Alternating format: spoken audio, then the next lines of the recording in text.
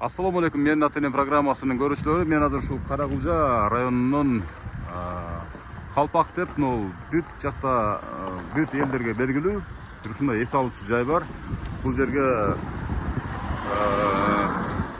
той өткөргөнү келишет, жакшылыктарды өткөргөнү келишет дегендей, биз азыр ушул Москвадан Сүйүн мырза менен Гүлнар эженин атасын куттаганы келетам. Сүйүн деген бул ушул бүгүнкү кутталуучу абабыздын күйөө баласы, бир тууган күйөө баласы. Ал эми Гүлнара деген бул ушул бүгүнкү кутталуучу атабыздын кызы. Мени тосуп чыккан ким болду экен? Мен бир ийнесимин. Бир тууган. Жок, бир тууган акасынын баласы болом. Бир тууган агасынын баласы болот кыскасы. Бүгүн кимди куттуктайбыз? Агамы куттуктап, 60 жаш Кутман Курак дейт э? Кутман Курагы менен куттуктап жейди. Кызмат кылып, эndi неме кылып жүрөбүз. Жакшы идея менен баштап алдыңыздар, кана жүрүңүздөр, кана. Баса бериңиз, кана. Бисмиллахиррахманиррахим деп туруп. Урматтуу көрүүчүлөр, мына өзүңүздөр көрүп турасыздар. Бул 60 жаш Кутман Курагыңыз кут болсун дейт. Аба кандайсыз? Жакшы отурасызбы мына сен? Бүгүнкү жакшылыкты баштап бердиңиз анан. Сонун Курак экенди 60 жаш, а? 60 жашка окшошпойт экен, бирок абабызга жап-жаш көрүнөт экен, бир 40тын тегереги деп деле койсо болот аба. Сиздичи? Атыңыз ким? Жаныбек. Жаныбек. Ушу Сүйүн деген күйөө балаңыз барбы? Бар. Москвада, э? Москвада. Гүлнара деген өзүңүздүн кызыңыз. Гүлнура. Гүлнара эже, кечиресиздер. Мынакей урматтуу көрүүчүлөр, ушул Сүйүн мырзанын атынан кайнатасын куттуктап атат. Ушул менин атынан программасы атайын чакырып, ушул бүгүнкү иш-чараны ушул кадрга түшүрүп коеюн деп ниет кылды да. Ошон үчүн ушул мени жөнөткөнүн атайын оштон келди. Мынакей аба. Кандай отурасыз? Мына ушул программа келет деп ойлодуңуз беле, ойлободуңуз беле? Жок, Такыр ойлогон эмессиз. Эч ким айткан жок, бири дагы. Кандай таасирленип атасыз эми мына ушул бүгүнкү иш-чарада, кандай толкундануу болуп атат? Толкундануу эми адамдар көп келген сайын өзүң мурун кеткен немелерин эстеп, 60га чыкканына ишенбей турам. 60га чыккан, дагы эле жаш дедиң. Жүрөк 18 деп согуп аткан чагы, дык-дык эткизип. Тез өткөн ушу 60, кандай 60га чыгып калды. Ошону айтам да, убакыт учкан куш деп коет, ушул өзгөчө акыркы мезгилдерде убакыттын тез өткөндүгүн байкап атат деп бардык эле адамзатчы. Бирок аба чын-чынын айтканда мына ушул сюрприз катарына келмекпиз өзү негизичи. Анан бирок биз айтып деп эле келдик, башкалар билет болчу, сизден башкалар билет болчу да. Эжебиз билет, мына жаныңызда өмүрлүк жубайыңыз турат мына. Эжебиз жана Америкабыз бир аз маектештик. Канча балаңыз, канча небереңиз бар аба? 2 ұл 2 кызым бар. 2 ұл 2 кыз. Небереден? Небереден 11. 11. Саны улана берсин, көбөйө берсин. Чебере көрүңүздөр, кыбыра көрүңүздөр, Кудай буйрса, туурабы? Азыр ушу сизди тегеретип турган бүт ушул бир туугандарыңыз, эң жакын туугандарыңыз. Мага караштуулар. Бир туугандарым, досторум, классташ досторум. Быйылкы чоң апабыз. Бул жак энебиз, э? Бул 80ден ашкан энебиз. Кандай отурасыз эне? Жакшы отурасызбы? Ат жөнүм Өмүрзак Азимкулов жалаң энелерди, аталарды куттуктайм. Ушинтип Каракулжа районуна аябай көп келем. Ушу угуп калган жайыңыз барбы? Оштон келдим, Оштон, атайынчы. Бүгүн агабыз 60 жаш юбилей өткөрүп атыптыр. Ошону куттуктаганы келдим. Сүйүн деген күйөө баласынын атынан келдим, Москвадан. Гүлүнүн күйөөсү, Гүлүнүн. Гүлнур эженин күйөөсүнүн атынан. Ушу Гүлнур эже да кошулду мына ушул сюрпризгечи. Кандай отурасыздар анан? Бар экен, ушунчалык силерге окшогон жакшы адамдарды алып келип, мынандай кылып апасына, атасына сүйүнтүп, сюрприз кылып, жашырын айтпай дебей кызыбыз жөнөтүптүр. Биз дагы аябай сүйүнүп атабыз. Биздин уулубуз ушу мактаганга тил канча болсо ошончо нерсе жетпейт да. Сөз менен айтуу мүмкүн эмес деп койсоңуз. Сөз менен айтуу мүмкүн эмес деп. Сөз менен айтканга жетпейт. Бул баламын туулган күндөн баштап чоңойгонуна чейин аябай интересный, орусча айтканда, кызык, ушунчалык аябай серьезный неме бала эле. Эне орусчаны жакшы сүйлөйт, ошо 80 чыксаңыз деле. Жакшы сүйлөйт. Энең орустар менен жүрүп ошо сал неметип калган. Неме кичинесинде 6 жашарында чачы күп болуп кетиптир да. Анан кийин мен erkeletip başın pittir kettir desem, bir yıl canıma gelmeye koydu. Uyalıp deseniz ha. Uyalbay ele beni korkutup Sizni korkutup tarınıp deseniz ha. Tarınıp. Gel desem bolboyt. Gelmedi desem bolboyt. Men oşanda uşunun gökbet, uşunday özüne tıkan ne jigit Öjörlügün ha. Oylagomda jengeme aytıp akam açsam akam oşanta öğret dep oşan süйлөнгөн. Keyin biz oylagonday, biz tilegendey, biz жакшынакай суранып койгондой жакшына жигит болду. Адилет деген баласы бар. Өзүбүздүн менин небирем. Ушунчалык жакшынакай тарбиялаган. Анан кийин ошо сюрприз кылган Гүлү кызыбыз бар. Anan belki kızımla Elmira kızımız var. Anan Akbala degen sonun gelişken uğlumuz var. Uşulardın bardığın uğulun semeteyday kılıp, kızların ayçüröktey kılıp tarbiyalagan jigitте bul. Sözdü karаңыздар ha, mına ukmuş sözdür bular. Uşunçalık tarbiyalaganга talant gerek balam.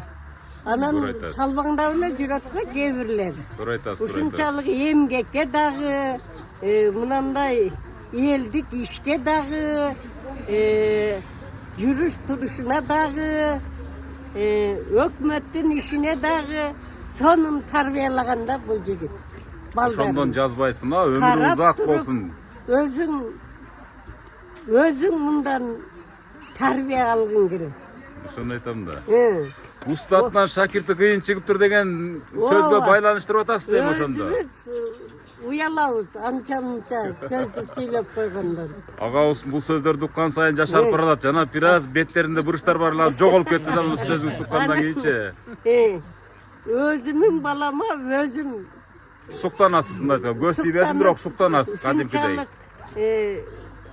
Өзүм сыймыктанам.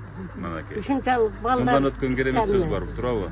Кудай буйруса, балдары Кудай кааласа өзүнөн ашык балдар болот деп ойлойбуз да. Ай, рахмат. Эми биздин ушу кичинекей круг туугандардын ичинен ушул жигит баш көз болуп, ушул жигит каалагандай нерсени аткарып, биздин оюбуздагы нерсени айттырбай аткарат. Ошого ким себепчи деп ойлойсуз ошол жигиттин мыктылыгына, ушунчалык бир кыраакылыгына ким себепчи деп ойлойсуз? Эми ого эрте токтойт. Токтоп тур. Айта бер. Ага эрте. Ушундай жигитти Кудай кааласа өмүрү узун болсун, өрүшү жайык болсун, заманы тынч болсун, балдары урмат сыйды көргөзсүн. Бул жөнөкөй эле тарбиялап, жөнөкөй эле неме кылган жок. Канча эмгек менен болду. Туурабы балам? Туура айтасыз, туура айтасыз. Өзүң балдарыңа жөнө тур. Мындай бол, андай бол деп турасың. Анан ушул жашка келип, сонун балдарды тарбиялап койгон үчүн бул дагы арыктабай жигит болуп жүрөт. Ошондон жазбасын, эне, рахмат эне. Эмгектин күчтүүлүгүнөн. Абдан сонун сөздөр сүйлөнүп атат. Атына заты жарашып, жакшы жубай жолуккан экен. Мынакей эми өзүңүзгө келип атасыз эне, мынакей. Жакшы жубай жолуккан экен. Бул жубайдын эмгеги дагы аябай күчтүү. Сөзсүз эне, сөзсүз. Таланттуу, эстүү. Жакендин колуна кол, путуна пут, эсине эс, көзүнө көз. Мен муну келгенден баштап эле кыйын кыз экен деп ойлогом. Муну Жакен өзү бизди башкарып туруп өзү алган. Алып бербейбиз дегенбиз. Чындык эле. Башында жактырбагансыздар. Жактырбаган. Мындай эле айтсаңыз. Илгери магазинчилерди априс деп коет эле. Илгери сен эми кичинесиң билбейсиң. Магазинчини ошентип коет эле. Анан мен чалма барыптыр акам, кайнагам. элден мурун мага айтты. Анан кийин балам алып бербейбиз деп. Анан абасы карап туруп аябай жакшы кыз экен, эстүү, таланттуу кыз экен. Бардыгы эле андай болбойт. Ака, сиз жөн киришпең десе, кайнагам таарынып, анан ошо айткандай эле, абасы айткандай эле жакшы келин, таланттуу келин, эстүү Gelin gece gelin. Sizi maktap atı. Gelin. эстүү келин чыкты. Бу кара жумушту дагы талкалайт. O sizni canatan beri tınbay maktap atı. Ат мингени бир сонун. Atta mine geliniz. Ат мингенде таң каласың. Жақсы. Анан кийин ошо ат мингенде бир жагына бешилик, бир жагына чапкыны алып бир жолу көрүп эсим болуп калыптыр. Анда каакка барасың десем, ой жеңе мынау жаныбегиңиз немете албай атат, мен барып жардам берейин деп. Мен ошондо сага аябай таң калгам. Үйгө кирип айтып, ошонон бери бул келинди мактайм. Enebizge bir kol çap koyuyoruz abi. 80 yaşka çıkanda enebіз bir mınдай çeçile süylep atat. Bunu tuра düşünüңүздөр ha misal 80 yaştagı оңой жаш эмес. Секирет бул чатак жакшыга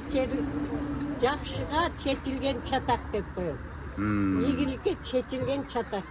Ошо ийгилик мына дасекбо неме? Айтарым. Алига чейин Arlaştırıyorum kengirinde. сонун болуп, жар болуп, биздин дагы сүйүктүү келинибиз болуп келатат. Ay rahmat. Ушулар менен сыймыктанабыз. Өзү билет менин айтканымы. Туурабы? O da sizin tarbiyаңыз менен ушул буга жетишип атат да, эне. Дайыма ушу жакшынакай болуп, Жаныбектин колуна кол болуп, эсине эс болуп, Жаныбекти жакасы эч качан борокер болбойт. Дайым аппак, кийген кийими таптаза, бүйө баладай кылып алып жүрөт. Ошо да, Аял рахмат. жакшы болсо, Эр жакшы болот, туура айтасыз эне. Туурабы? Кол чап коюңуздар а, энебиз аябай жакшы сүйлөдү энебиздин сөзүнөн кийин эми башка адамдарга да сөз берели, Кудай кааласа. Ооба. Энебиздин батасын аягында албайлыбы? Кандай дейсиздер а? Азыр сиз даярданып туруң батагачы, мына келген коноктордон да бир аз интервью алайлы, күн жаап бербесин. Андан кийин сиздин батаңыз менен жыйынтыктайбыз да эне. Азыр бир аз ушул Жаныбек агабыздын 60 жылдыгына келген ушул тегеректеп турган эң жакын урук туугандарыңыз болот, бала чакаңыз болот дегендей. Анан жана Адилет мырза эме менен байлап Гүлнур эжелер менен байлаштырып койсоңуздар жакшы болот эле. Алардын да убакыт аябай тар экен. Бир сүйлөшүп алсын, андан кийин конокторго сөз берели. Кандай дейсиздер? Кимде телефон бар? Сүйүн экенин же болбосо. Ошо берип койсоңуздар. Ага чейин эжебизден сөзгө тартып туралы эже. Мына ушул абышкаңыз деп коелу. Эми жигитиңиз деп деле койсок болот экен. Чыкып турганын караңызчы Жаныбек агабыздынчы. Ушунчалык сиздин мээнетиңиз, ошон үчүн мен жанатан бери сурап атпаймынбы? Мына ушул канча жыл болуп бирге түтүн булап мына жашаганыңыздарга? Жигитим экөөбүздүн табышып бирге жашаганыбызга 38 жылдын жүзү болду. Ушул жылдын аралыгында эки кыздын ата-энеси болуп, Кудай кааласа шүгүр. Бардыгы жакшы. Ушул кишинин шарапаты менен ушунун доорунда жашап келатабыз. Бактылуу өмүр сүрүп келатабыз деңиздер э? Ушундай ак куудай болгон энебизди кантип таап алдыңыз? Бир сүйүүгө кичине кайрылбайсызбы? Кантип таап алдыңыз? Же сизди таап алды? Кээ бирлер айтат, мени таап алган депчи. Ал эми көп жыл мурун ошо 37 жыл мурун болсо керек. Ошто бул торговый техникумда окучумун. Мен айыл чарба техникумда окучумун. Биздин жатакана булардын окуу жайына жакын. Ошол себептен ошол жерден таанышып, бир мероприятие болуп аткан экен, ошол жерде алып баруучу болуп, староста экен. Лидер айым болгон экен да, ошондо эле. Көзгө бастыңыз, жүрөк түкүтүк болду. Дагы бир окуясы болгон, мунун комнатасына барып турчумун да. Анан чай ичкени барчубуз, ошондо бир конфеттер койгон, ошол ар түрдүү. Анан ошол бөөсүн алып, божуна салып коюп койгон экен. Аны мен билбей эле барып ошол конфетти жеп алганмын, анан булар күлүп ийишкенде кагап кеткен. Капуа жетип келген. Кагап жүтүп жүрген. Jutub bergeniz жакшы болгон экен. Эгер сыртка чыгарып койсоңуз анда эжем сизге буйрубай калмак Ошондон экен. айтышкан жандагылары. Болду, экөөң бактылуу болосуң деп. Ай, рахмат. Эми абышкаңызды бир жакшынакы бир куттап коюңуз, колун кармап, жүзүн сүйүп дегенде качандан бери айтып элеңиз, мен сени сүйөм абышка деп. Канча болду айтпаганыңыз, кайтыңчы бир. Абышканы Кудай кааласа өмүр бою сүйүп эле келатам. Ошо кишинин урматы менен ушу даражага жетип, Кудай кааласа. Шүгүр. бардыгына. Анан келем жаке.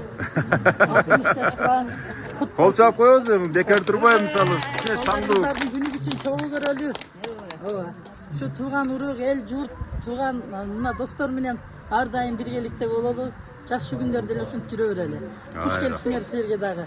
Анан биз ушул алыскы Россия жеринде жүрүп, эстеп ата-энебиздин ушундай юбилейи болуп атты эле атабыздын деп жөнөтүп аткан мына кызыбыз, уулубузга, Гүлнур агай, Азиретке чоңдон чоң рахмат. Мынакей урматтуу көрүүчүлөр, мынакей күйөө баласы Сүйүн мырза менен Гүлнур эжебиз мынакей. Балабыз. Бул баласы. Буякта Гүлнур эже турат да? Азыр күйөө балаңыз да байланышка чыгып калышы мүмкүн мынакей. Сүйлөшө бериңиздер мынакей. Кандайсыңар? Кыздар балдарым? Жакшы элесиңерби? Жакшы ата, өзүңүз кандай? Жакшы көрүп турган ардайсың деп. Өзүңүз жакты каратпайсызбы? Атаң жактыбы? Өзүңүз жакты Айтам. каратпайсызбы? Мынакей. Ошон башка. 60 жаш кутман курабыңызды кут болсун ата. Рахмат. Денсаулыкта болуңуз, оорубаңыз, жүздөн ашык жашаңыз. Биздин төрүбүздө көркү болуп, ата-энеңиздер, жакшы жашаңыздар. Сиздерди жакшы көрөбүз. Сиздин баарыңыз бизге дем, күч, кубат берет. Сиздерге чоң ыраазычылык, агымдык менен бизди өстүрдүңүздөр. Баарыбызды жогорку билимдүү кылдыңыздар. Рахмат чоң. Рахмат болсун. Мынакей, энебизге жакындап туруң эле энебизге. Акбала сүйлөйсүңбү? Сен да сүйлөп коюн баарын убаксың. Бул балаңызбы? Өзүң алдында. Сүйлөй бериңиз.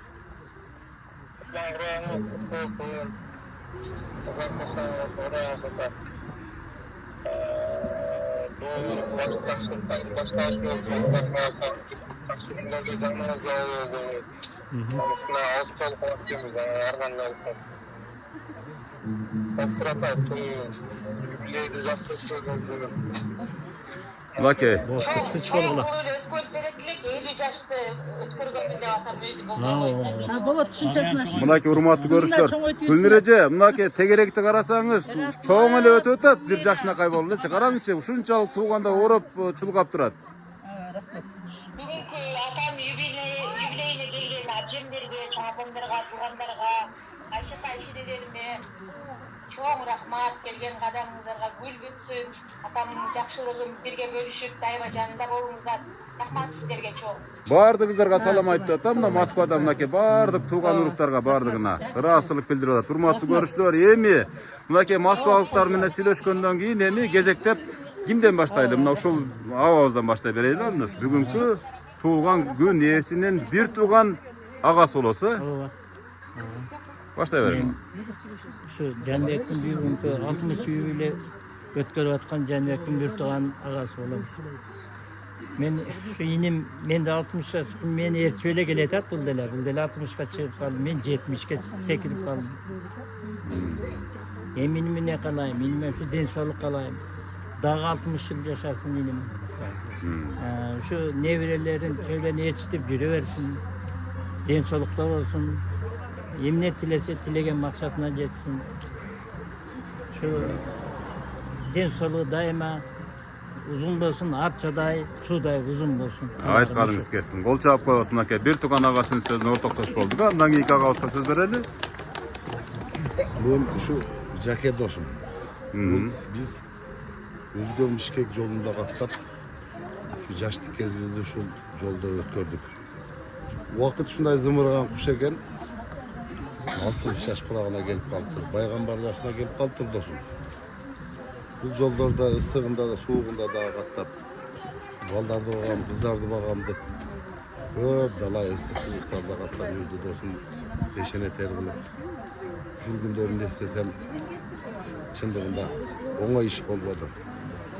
Мына убакыт ушу келип 60 жашка чыкканынан мен өтө кубанычтамын. Досумдун ушул балдары, кыздары бойго жетип, бала чакалуу, неберелүү болгондугуна мен өтө ыраазымын. Аллахын ушунчалык бергенине шүгүр. Рахмат дос, сенин 60 жаш кулагың дагы бир жолу кут болсун. Кол чаап коебуз, мынакей урматтуу көрүүчүлөр. Ушундай кете берейинби интервьюларды албайбы мынакей? Аха, баштай бериң ооба. Сиз кимиз болосуз? Мен 10 жылдык классташым болот.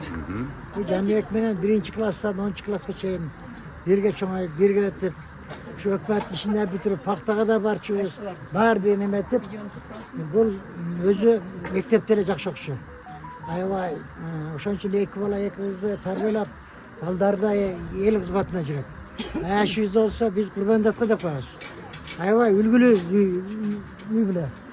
Жана досум ошо эми кыска эле сүйлөйүн. Ден соолуктуу бол, аяш менен бактылуу бол.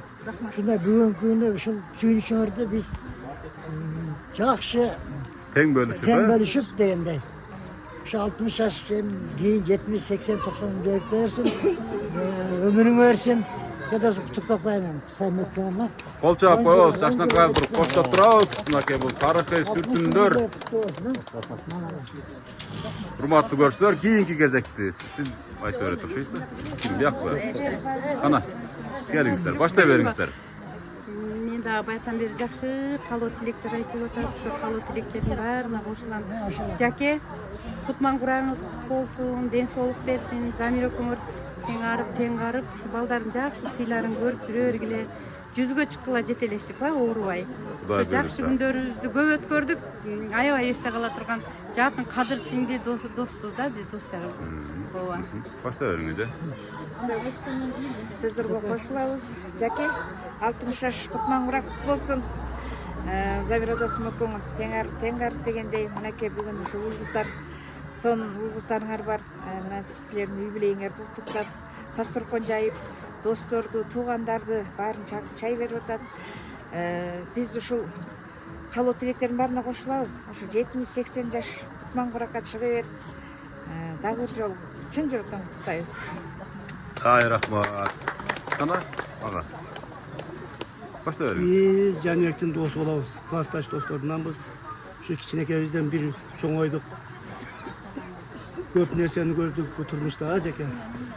Кутман курак кут болсун дос.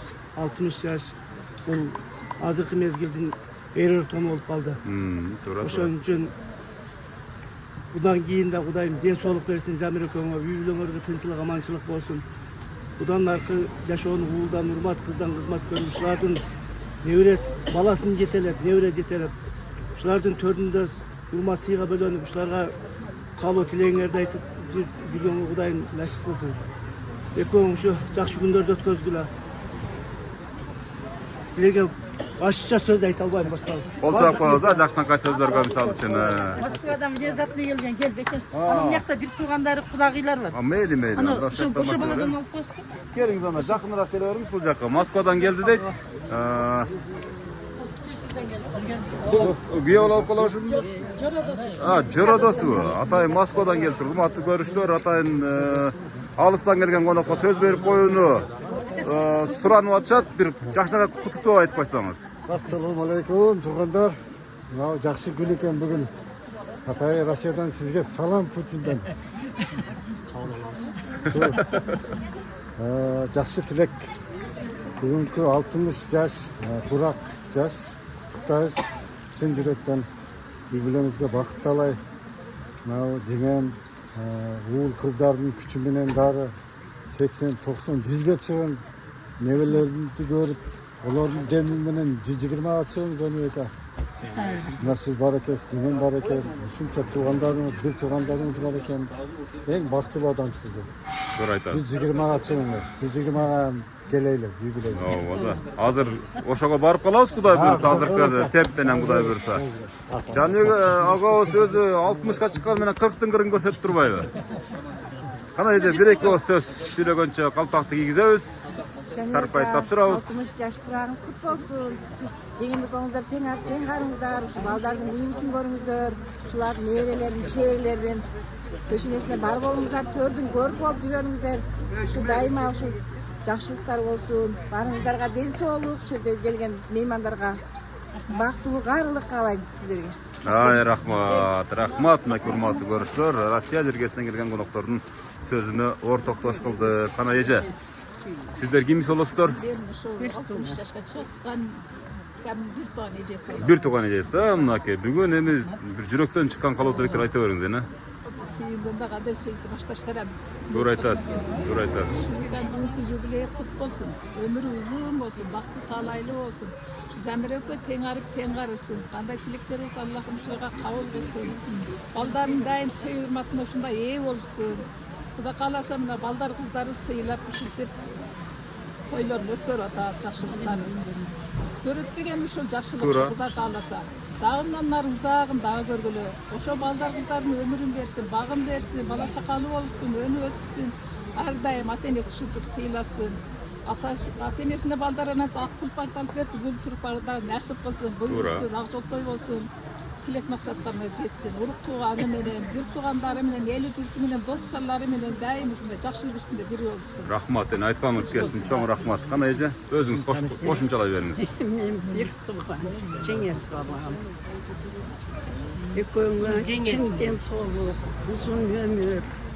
Эми ушул мулдан урмат, кыздарды кызматын көргүлөн, небере чеберлердин той насип болсун, ден соолугуңар болсун, кайгы капаңар жок болсун, короңор толок той болуп, үйүңөрдө дайыма тойлор болот. Ой, рахмат. Сонун сөз экен. Өтө маңыздуу, мазмундуу сөздөрдү айтты эжекебиз. Эң улуусу. Эң улуусу, кудагыйлардан эң сулуусу мен болом деп баштай бериң эми.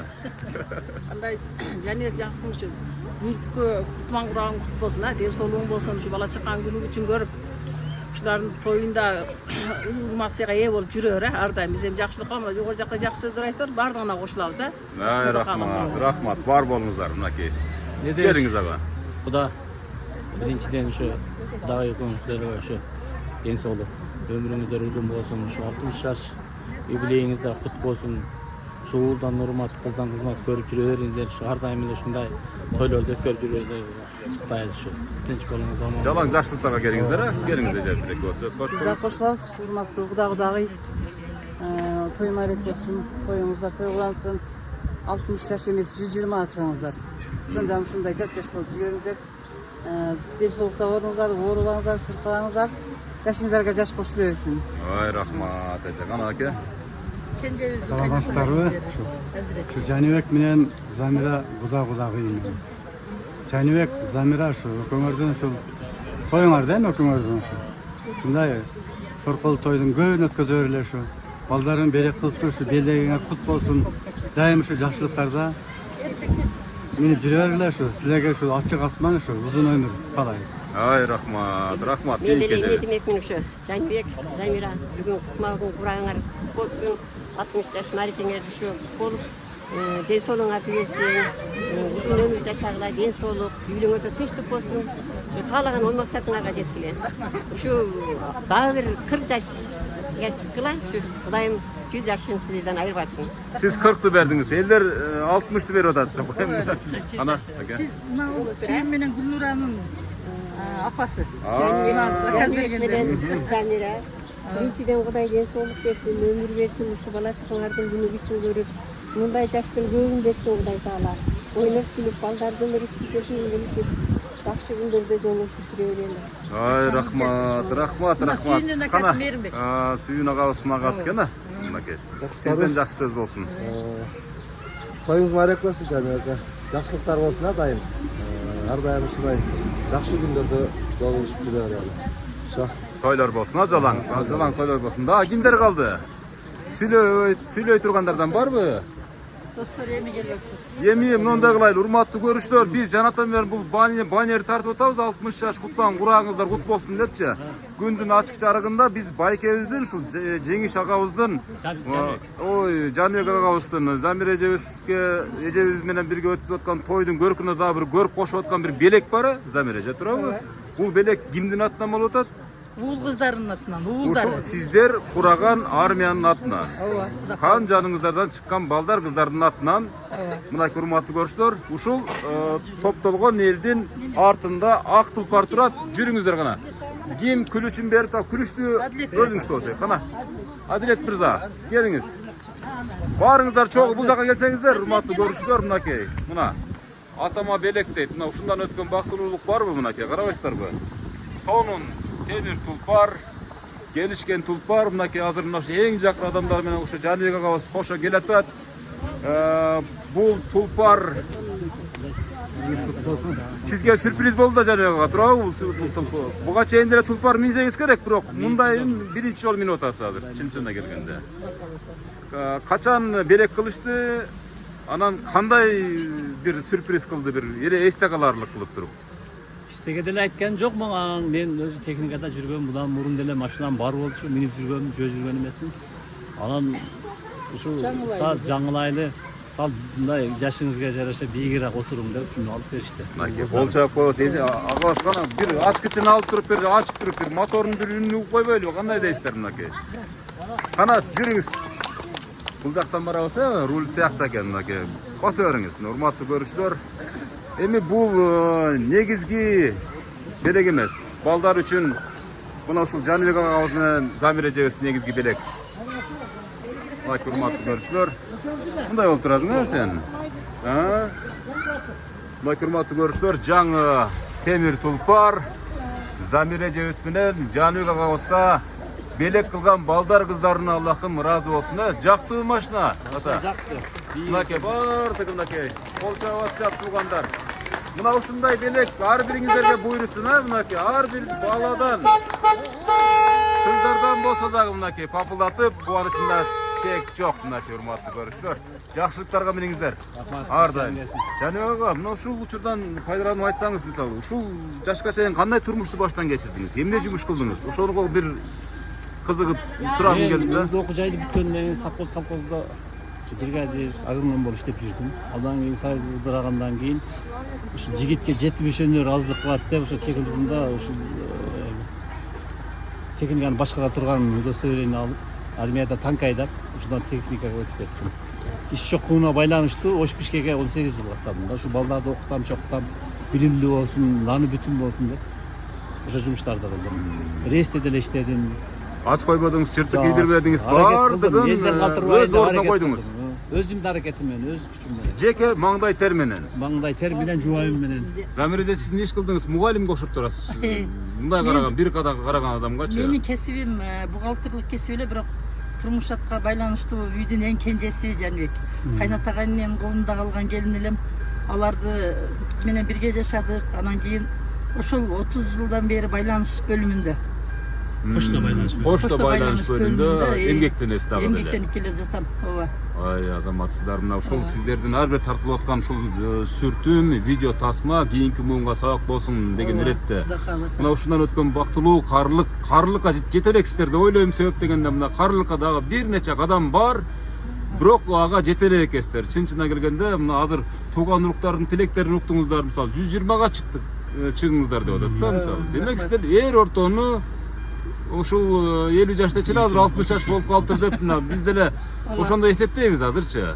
Бул жаныңызда отурган небереңизби? Небереңиз. Бул бала адамы кыздарбы? Уулдан.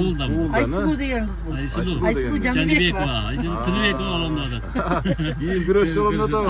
Ушундай акылдуу кыздын бир чыган кыздарынан болот. Жакшы, жакшы. Эми мына урматтуу көрүүчүлөр, бул тулпарга да отургузуп алдык. Өзү негизи бул тулпарды буга чейин алып берген, эми баягы бирок али сыны бузула элек, дагы эле Жаныбек агабыздын толкундануусу кете элек учур, туурабы? Тулпарды минип жакшылыктарга барып атасыздар. Жеңем салып, бежем салып алып туруп, туурабы? Ошентип жүрө бериңиздер ар дайым.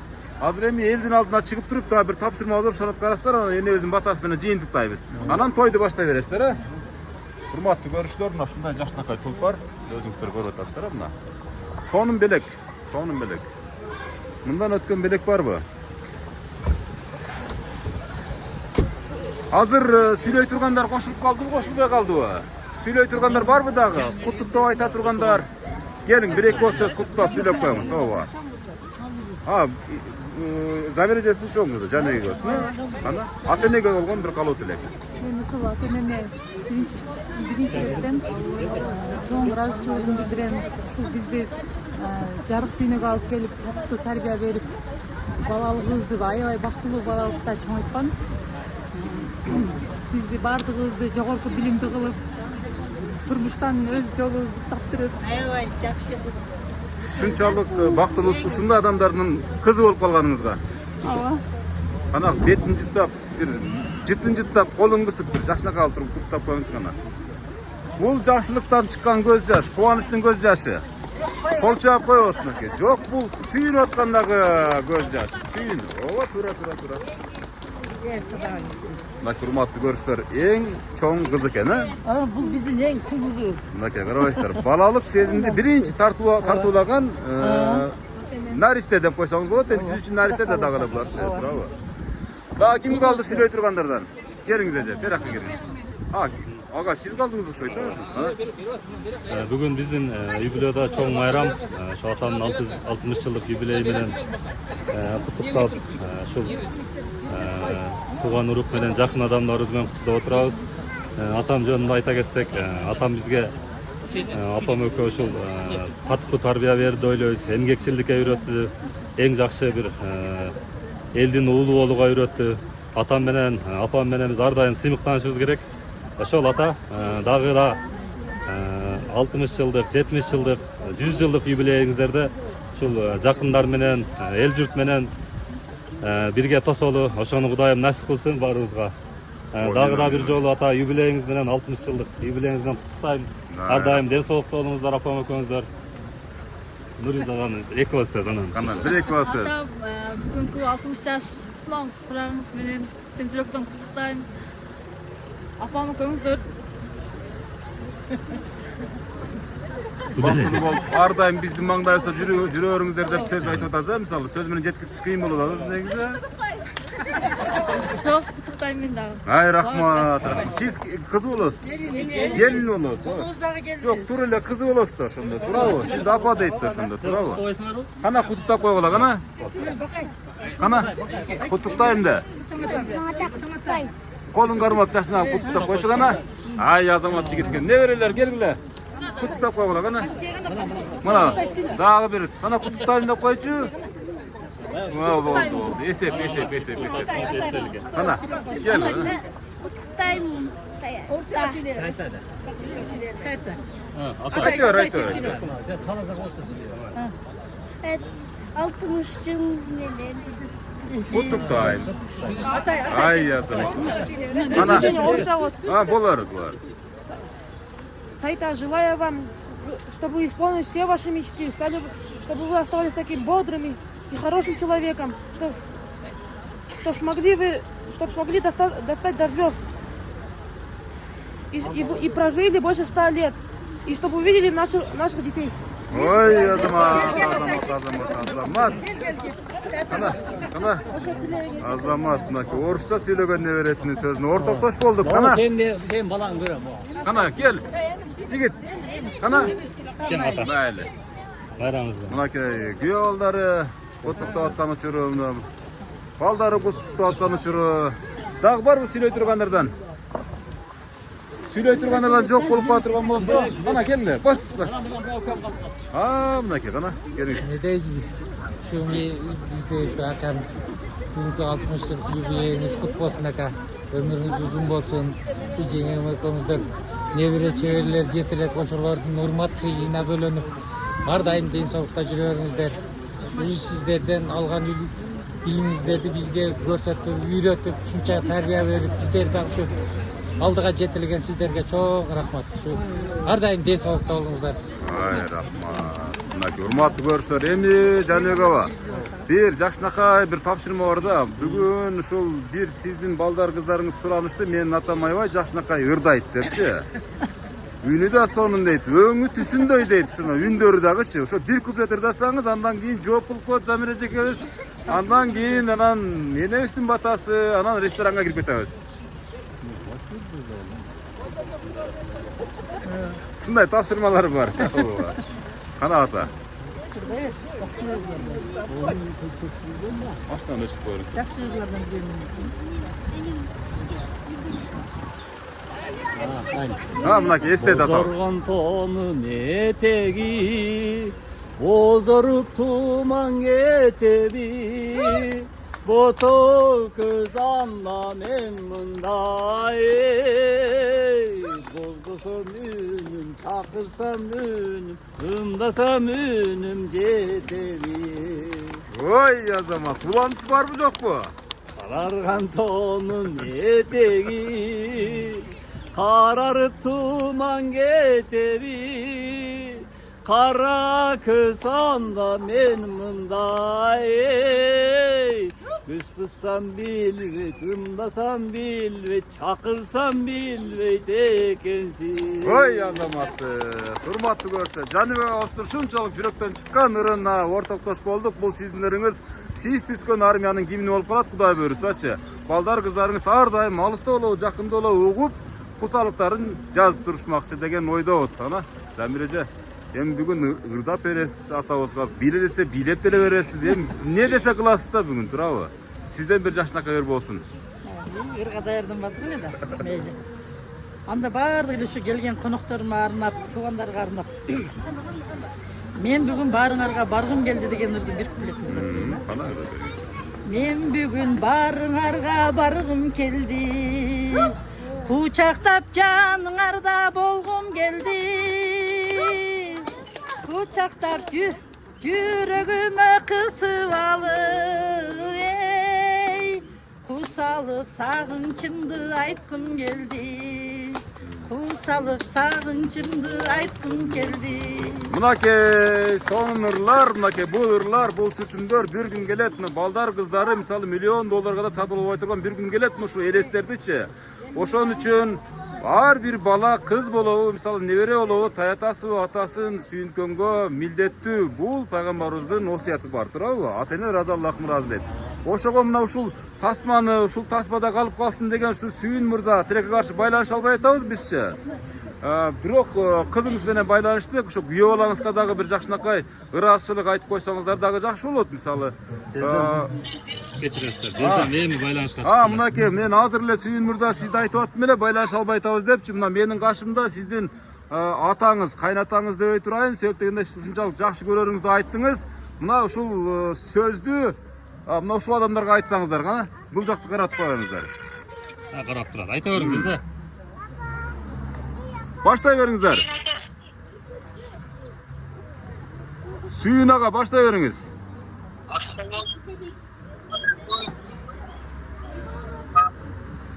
Жақынырақ тұрып алыңыздаршы. Жақынырақ келіп. Жоқ, өтіңіздер жақынырақ тұрып алыңыздар. Сүйінсеңки жақшы қылбайда қоқатырақ сізде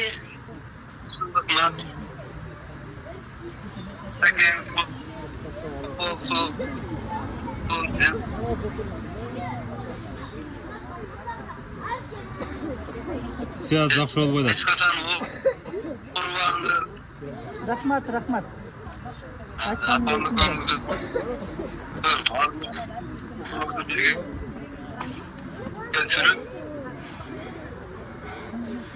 Урматтуу көрүүчүлөр, негизгиси ушул алыш жергесинде бир аз байланыш начар болуп калды окшойт да. Негизи жакшы калуу тилектерди билдирип атат. Рахмат жезде. Рахмат. Сүйүн, үйлөкөңөрдүн ушул сюрпризиңерди кабыл алып атабыз. Мына Кудайга шүгүр, эли журтубуз менен, тууган уругубуз менен силердин калооңор куттуктооңорго чоң рахмат балдарым. Силер дагы талаада жүрөсүңөр, ай жүргүлө, аман жүргүлө. Бактылуу болгула, силердин жакшы күндөрүңөрдү эле угалы. Сүйүнчүңөрдү угалы балдарым. Чоң рахмат. Силер дагы бизге окшоп арып карыгыла, балдардан көргүлө. Баардыгыңарга рахмат балдарым. Ай рахмат, ушул инсандарга. Урматтуу көрүүчүлөр, биз Жанат Амер дээрлик 1 саатка жакын көрсөтүп тартып коюпбуз. Жаныбек агабыз боюнча мисалы ушул Жаныбек агабыздын 60 жылдык юбилейине келген эң жакындары дагы бир жүрөктөн чыккан сөздөрүн сүйлөп кетишти. Эне келиңиз эмне. Энебиз 80 жашка чыккан мынакей. Жанат Амер 85 жашка. 85 жашка чыкса дагы кээ бир мөйрө тургандардын бели уюп кетип калышты да. Эне байкадыңызбы? Сиз белиңиз уйбай Ушул бөкчөбө ушу турасыз жарадан беричи. Сизге караганда менин белим уюп кетти. Бирок сиздики уюбадыбы эне? Эми мына ушул учурдан пайдаланып жакшы бир батаңызды бериңиз, анан тойду баштап жибериңиздер. Өзүмдү тааныштырайынбы? Эми тааныштырасызбы? Өзүңүз жөнүндө айтып бере бериңиз эне. Мен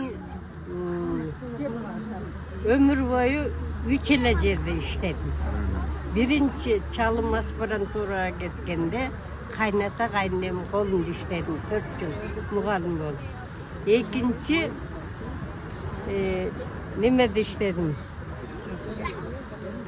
Курманжандаккан небиресиби, чебиресиби Муса Муздапаязовичтин колунда академик профессордун колунда иштедим.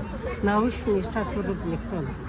Үчүнчү чалым кайра жактап көчүп келгенибизде нефти базада заведующий лаборатория болуп иштедим. Чалым ошол университетте профессор, академик болуп иштеген кишинин бири, илимпоз. Мен ошо нефти базада иштедим.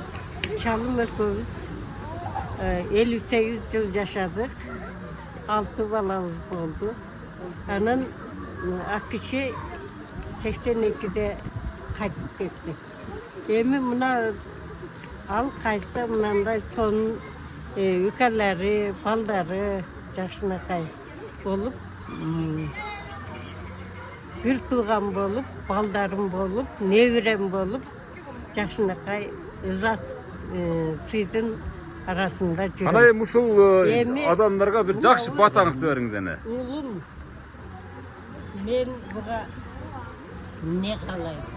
Дүйнөдө кандай жакшылык болсо, ошонун бардыгын мен силердин үй бүлөсүнө ушул улума каалайм. Жакшынакай күндөрдүн арасында болсун. 7 кишинин оозунда болсо, периштенин кулагында дейт. Ошондой сонун адамдардын оозунда болсун. 7 киши эмес, аябай көп кишилердин оозундасын. Эми мен силерге жетпес бакыт, узак өмүр, темирдей ден соолук, жакшынакай күндүн ысыгындай махабат, үй бүлөдөгү ынтымакчылык, балдардын мындан арадагы учугуң узарып, тамырың жайылып, небире чебирели болуп, узак өмүр сүрүп, анабы жубайың менен Кудай кошкон колуңар ажырабай, дайыма кадырлуу байбиче аксакал болуп, ушу биздин арабызда узак өмүр сүрүп, мен айтып атам 60 жыл өмүр сүрүп, жетпес бакыт, кең дөөлөт, узак өмүр, анан жакшы бакыт, байлыкты да Жаңырда берди эне. Амин. Урматтуу көрүүчүлөр, мынакей Жаныбек агабыз менен болгон көрсөтүү аягына чыгып калды. Азыр эми топтолгон эл мына ушул жердеги ресторанга кирет, той башталат дегенде ага чейин биз программаны жыйынтап коёр эле. Сиздердин да ушундай атаңыздар, апаңыздар болсо, куттуктап калганга шашыңыздар. Ар дайым кызматтан аты жөнүм Өмүрзак Азимкулов. Жакшы туруңуздар. Мына ушул Жаныбек агабыз менен Замир эжебиздин пейили аябай кенен экен, ниет таза экен. Биз программаны бүттүк, жамгыр баштады. Той улансын. Жакшы кире бериңиздер эми тойго. Урматтуу көрүүчүлөр, мынакей Пазыл ата деген ресторан экен. Бул жерде калпак деп коет өзүн негизи. Кана жүрө бериңиздер. Болду, сүйлөшөбүз. Кана жириңиздер, кана. Урматтуу көрүүчүлөр, ушундай жакшынакай маанай менен программаны жыйынтыктайбыз. Жакшы туруңуздар, алдагы телефондорго кат жазыңыздар. Бүгүнкү программанын кезектеги чыгарылышы жыйынтыгына келип жетти. Той башталды мынакей.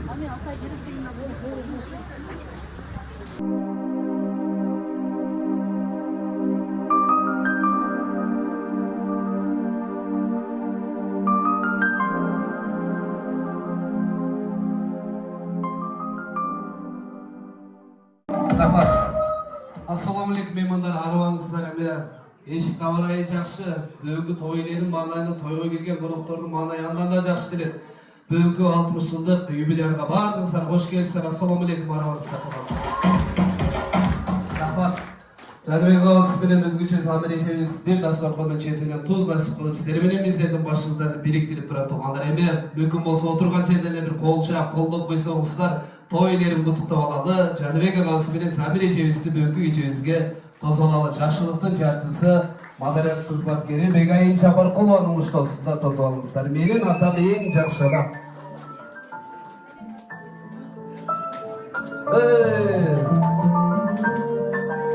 Tursanızlar görünmeye alalım dediğinde de turaslar tur koyarız ya makul. Ağladım gece benim canımda can cürüdüm. Sanamdın güç bulan demizin tümüzün birini. 60 yaş. Kaldırma sayasa rüzgarına dayanan boğazları. 64'ler konuşa koyarız. 60'lar.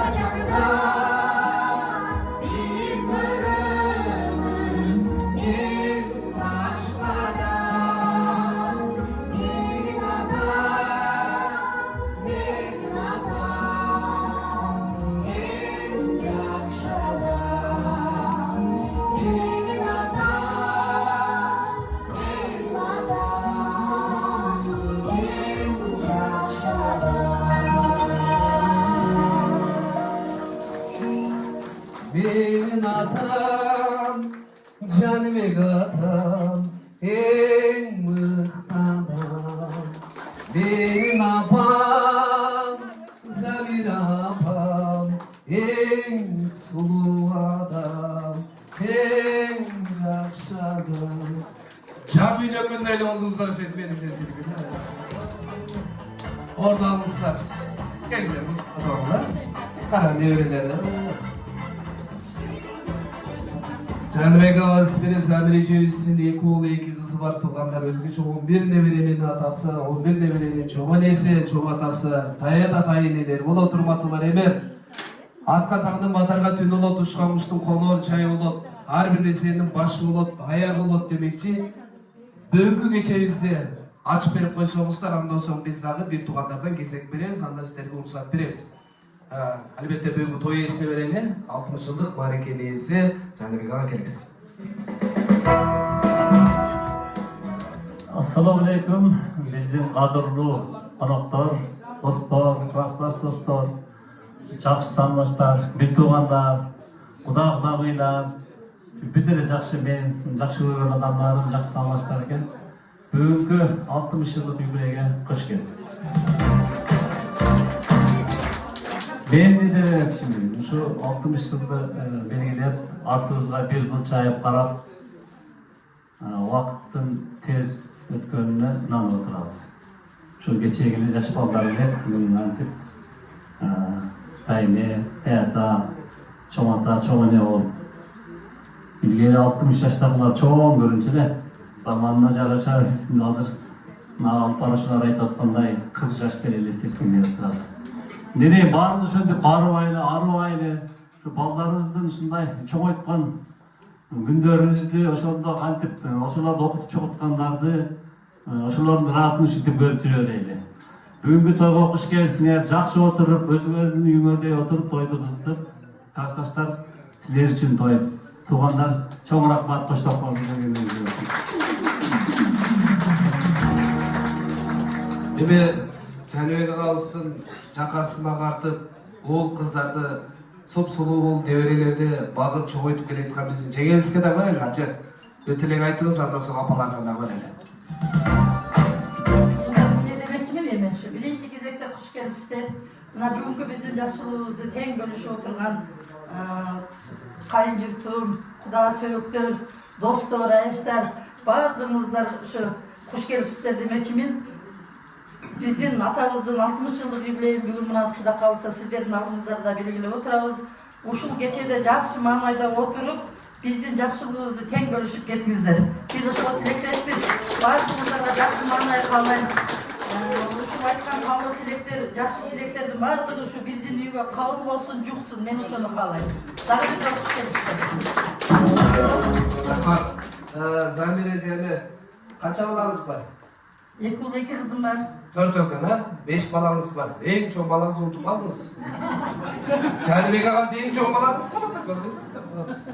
30'ga çıkışan 30 yaşta altınım canım deyitken, 40 yaşta süygönüm деп жүрөткен, 50 yaşta berekem deyitken, 60 yaşka çıkkanda aldığın ayağın çıksa apo деп kıkırıp ötkesi. Sonday olup kalar da özü negiz 60 yaşta. Var bolыңыздар, aba. Tilek sizde olsun. Tuğanlar, kuş gelipsizler, şu Janibek'tin 60 yıllık jubileyine, şu Janibek'tin ömrü uzun olsun, daima şu kalagan maksatına jetsin, ömrü daima uzun olsun, arçaday, suday. Bana bugün Janibek'tin bayramı dep, men şunu kovanıp otursam, men buna zalga girdim ömürde. Girsem bu neyde men görüle gelem 80% men okuşularımı bugün görüp suyunup oturam men. Buna oturganım var men okuşularım. Men gözümde suyunup tosundanıp Janibek'ten bulunuşlarla suyuyup geçimden. Bulardı men şunday çok oturup görüle gelem 81. yılı bittiler şu balda. 64. yıl balda. Rahmat, men okuşularım. Ya, rajinem bu. Rahmet. Yani, toygular sınıfı. Ağay, atınız kim? Nizamidin. Nizamidin ağa. Muğalimdin tүйшігінде tүйшік çok deydi. Muğalim бұл mömölü daraqtar edi. Bunu şunday okuçu uğul kızlardı tarbiyalap östürüp onu kez. Okuçu uğul kızlarınızın attığına men sizge tazim edem. Жараткан Аллах Таала өмүр денсаулык берсин. Мына ысык чайдан да ичиң. Ысык чайдан да ичиң. О, памы чай. Үйдөгү жаш келиндерге ишенбең. Агай, үйдөгү жаш келиндер чайды кар беле кошуп берип атат. Өзүңүздөр да ичиң. Чоңене, апа. Men ушулардын эң улуу абасынын дайычеси болом. Анан ошол абасы өлсө дагы абасындай сыйлагандар үчүн мен uşlarga çok rahmat, çok sıyımık menen, jakşılıkka gözдөр menen, Kudayım kalasa uşlarga yetmez bakıp, keng dönür, uzak ömür, demirdeyden soluk, hiç kaçan, Kuday koşkon koldur hacıralagan, jakşılıkka üydülöden bolup, Uldun urmatın görgön, kızdın kızmatın görgön, bay bay biçe olup, çamkıgan, uçuğu uzargan, tamırı жазылған, ömürlü juvaylardan olgular satağın geteyim. Men bulardın en aksakal çoğ apasımın çakırıptır. Emi sizlerge uşunca yer gelip atasın berip atkandan keyin Kuday sizlerge berip. Bundan başka dağı nevre görürsünüz, çevre görürsünüz, çevrenin soyun görürsünüz, nevrenin soyun görürsünüz. Uşunday baldarınar, çalkıgan yenetanı, sıymıktuğu menen barktaşıp, danktaşıp, asilet baş bolup, Nura baş bolup, jakşınakay, ızat keremettin üstünde alıp жүрgülen baldarım, apaňardy. Biz dağı oşentip жүрgönbüz. Men sizlerge muna gelip oturgan kayınım aytıp atat, menin okuçularım dep. Menin kayınım, menin okuçum. Men kayınımı okutkadım. Göçtöygen kiçinekey balale.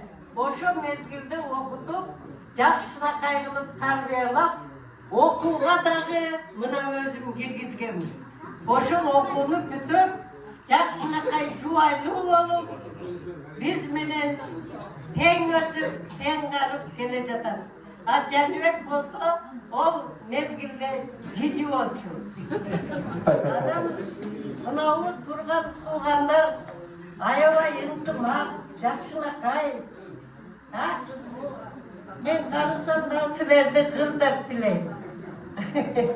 Kaynımı Lukam bolgonu menen kayным dep nemeten kayın jurtudagı ızat kılganlar ızat körösündür maga okşop.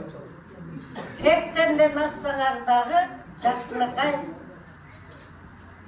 bardyk nerseni jayı menen koyup, jayı menen süйлöp turguzlar. Sizlerge dagı jetmez bakyt, keň döwlet, uzak ömür, jakşynakay densoluk baldarım. Rahmat, jakşı söylöp ketkiler. Çok önemli.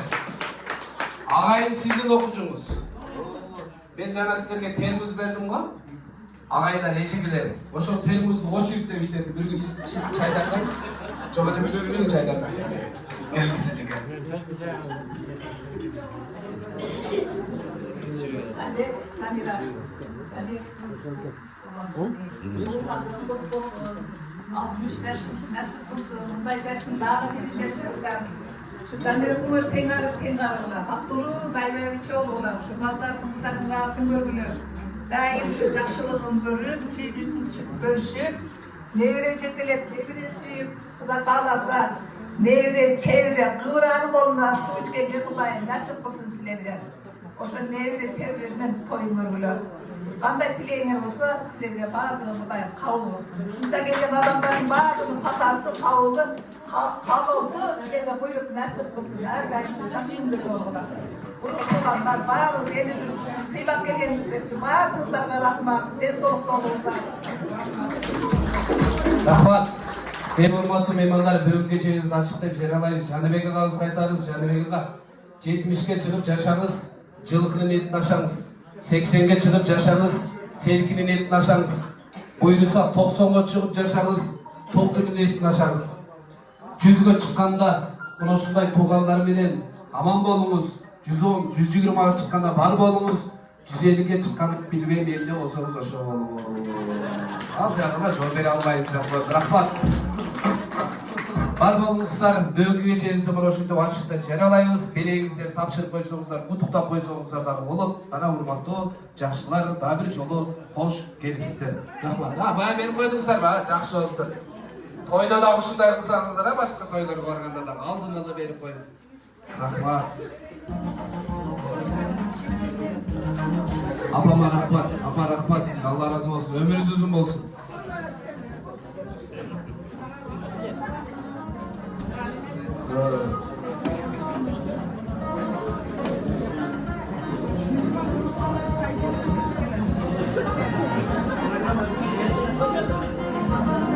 Asmanda jarık görsem cıldız deptir.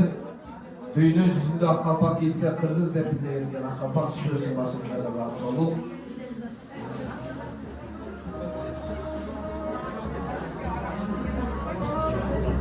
Hem sizler de oturmuşlar böyle. Klastaşlar böyle oturup bağırlaşıp aldılar çocuktan alınızlar. Açı ölsengizleri bulup bugün ança vurmuşlar bereyinize. Açı ölsengizleri. Kırız aytlatma içpede şıkkıyı salıp жатса ыры шарапты күнде куруп ташкалы ырым кылып бир жарчысын жөргөтүп калган журдун карабагын башка эле канча алып болсо бүгүн байрам. Allah razı olsun gelgisler. Kutup kelgenlerge orun alıp verirseniz kulon dilegisler kabul olsun.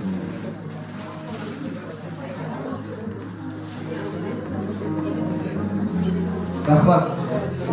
Yine kalan klastaşlar bugün bayram sizlerdige. Irda biylegen çoturalı, Tomuzdun koştosunda, Akacıo'nun koştosunda Kırgız, kımız jıttagan ırlardan tartууlayбыз. Irdı piri ırıspay denet, ırıspay gayızda Karamurjadan çıkan Kayısıl ağamız ejemiz mırtığında biyle otursa Canibek ağamızın atından Karamurja jergesinden 11 hektar yer var dedi ha. Burada gülüp otursanızlar. Zamir ejemizin atından Oğuz jergesinden alma komnatlı kvartira var ha Zamir eje. Hazayın menen bir yapacak o kvartira. Tamaklarınızlar, tabağınızlar tatlı olsun.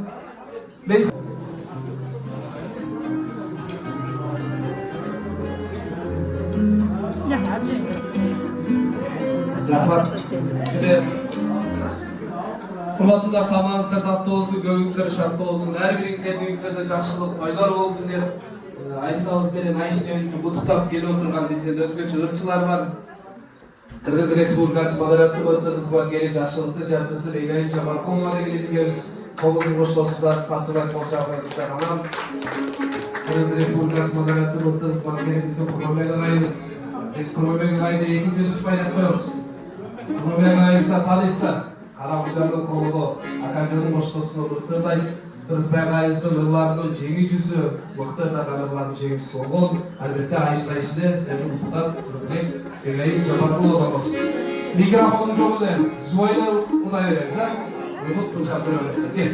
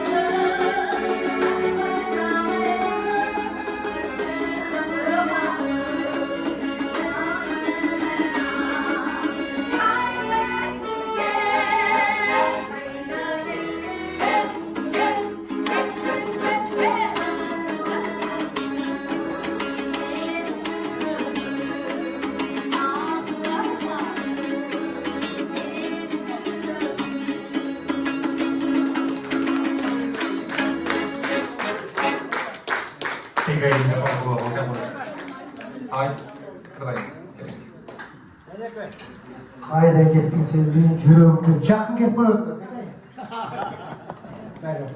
Aga 60 yılımız olsun. Baranızlar dese oturayım sizlere iyilik. Göpsülüğüyle ırdanla başlayın.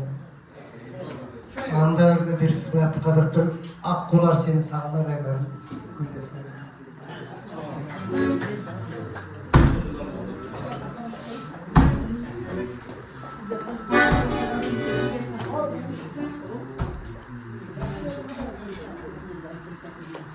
Ağa yazılanlar da kalmışlar. Cemil bileseniz de o gelirsin.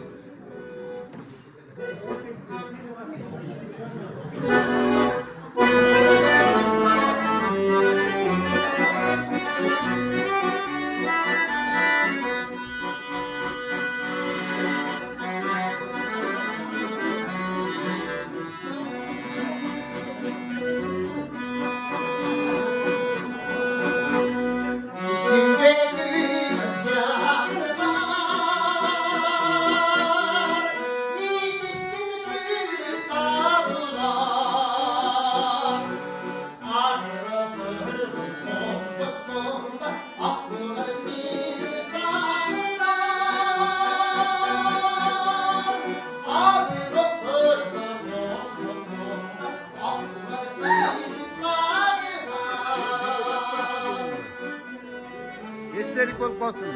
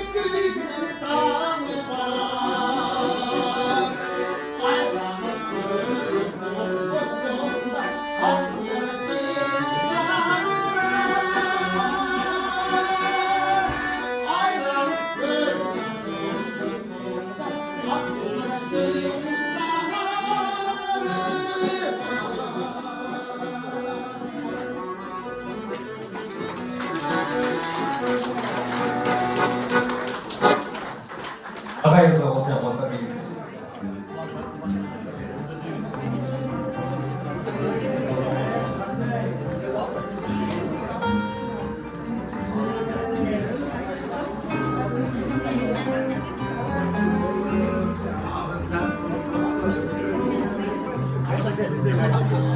Bir ay söyleyeyim.